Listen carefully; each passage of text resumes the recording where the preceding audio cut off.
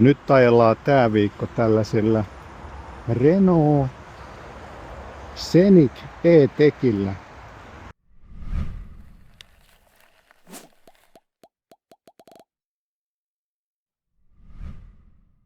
Vakuutukset kesäautoille, käyttöautoille, lapsille, kodille ja kaikille muulle tärkeälle osoitteesta pohjantähti.fi/Keski-Suomi. Ja niin kuin kuvasta näkyy, niin kaunis punainen väri. Todella makea ja hyvältä näyttää auringossa. Ja renkaatkin on vedetty vähän silikoonilla, niin pakko vähän kuvata tässä ennen kuin lähden ajamaan ja pölyttämään tätä autoa. Että on kyllä kiva, kun on värillisiä autoja. Ja sieltä löytyy latausluukku. Ja ensimmäinen juttu, mihin kiinnitti huomioon, niin oli tää peräkontti. Ja tämähän on ihan hyvän kokoinen. Tää on nimittäin todella syvä.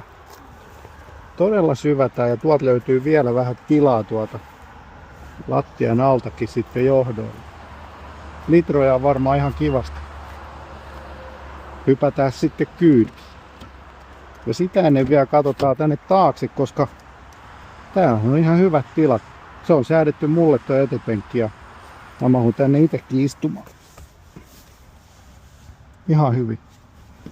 Ja sitten oli tällainen hienous täällä takakäsinojassa.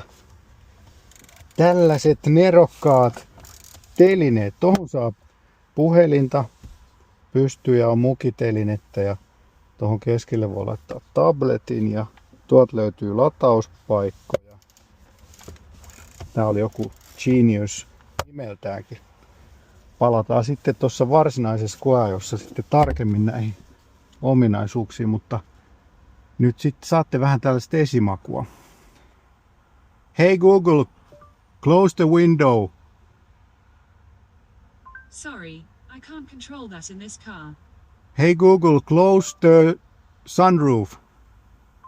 Sorry, I can't control that in this car. Mä en muista mikä ton nimi on, mutta sitä kattoa voi siis sameutta voi säätää äänikomennolla. Totta kai myös tuolta nappulasta, mutta mä en muista mikä ton nimi on. Hyvin se tuntuu toimiva, kun vaan tietäis mikä se on.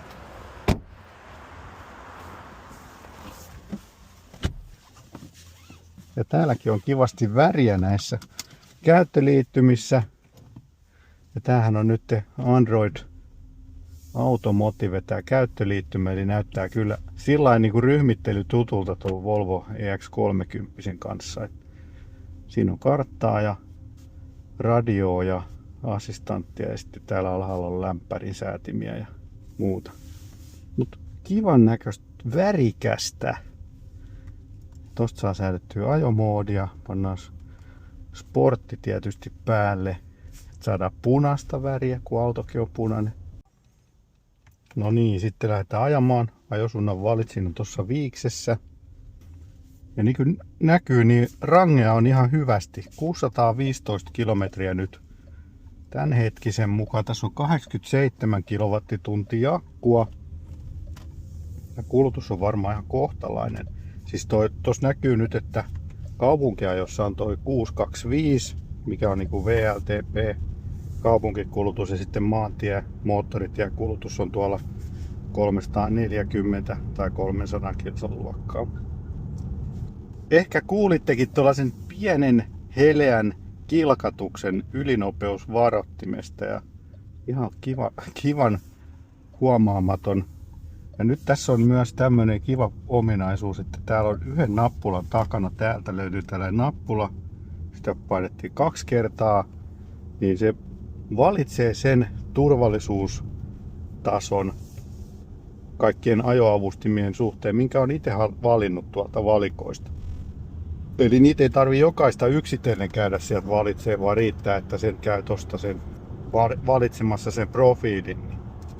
Ei tää nyt mikään kauhean tykki tunnu olevan, mutta ihan hyvin tässä liikenteen mukaan pääsee näilläkin tehoilla.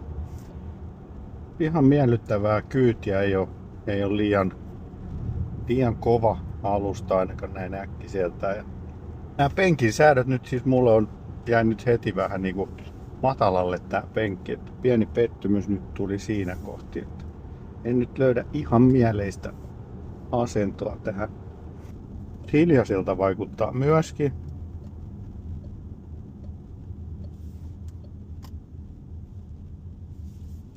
Oikos tässä jäähdytetyt penkit?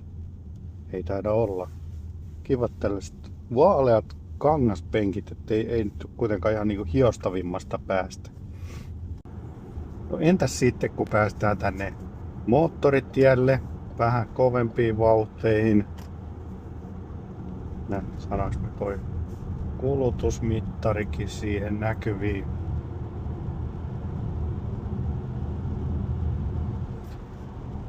Tää on kyllä jännä auto näin äkkiseltään, niin tää ei ole siis kovin ison tuntunen, mutta kuitenkin tää on aika tilava, niin kuin pituussuunnassa. Leveyssuunnassa tää nyt ei tietenkään ole, mutta hyvät sisätilat on saatu kyllä loihdittua taas tähänkin autoon. Ja monta kivaa tällaista yksityiskohtaa, niin kuin tää ikkunatummennus. No, katsotaan sitä kohta, kun päästään tonne parkkiin. Sieltä se tulee se tummennus. Tai tollanen maitolasimainen. No niin, nyt ajellaan sitten tässä moottoritietä ja nyt tässä on vähän vanhempaa asfalttia. Vauhtia on tollanen 90. Sitten jos mennään tuohon uudelle asfaltille, kyllä se vähän hiljenee siinä, mutta ei se nyt mitään mahdotonta ole täällä vanhallakaan.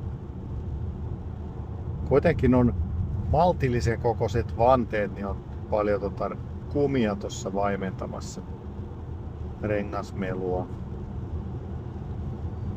Ja ihan hyvin kiihtyykin. Ei mikään tykki kyllä ole. Jaha, täällä on 80 rajoitus. Tosi hienovarainen toi ylinopeusvaroitus. Hyvä kun edes kuulee sitä. No niin, sitten katsotaan, että miten tää vetelee kun vedätetään.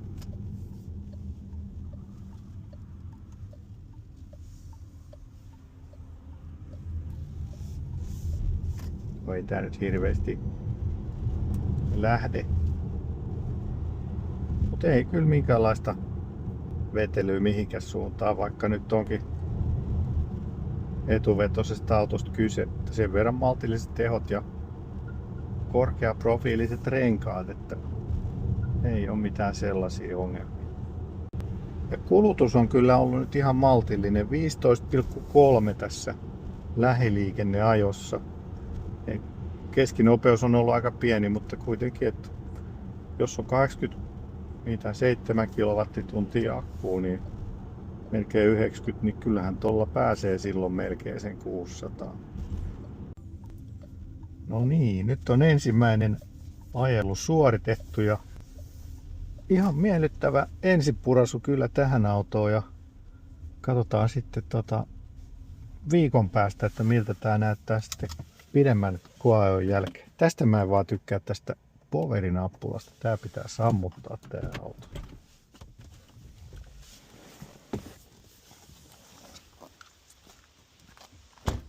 Mutta ihan passelin kokoinen ja kiva väri. Palataan pitkällä koeajolla sitten myöhemmin. Käy tilaa kanava.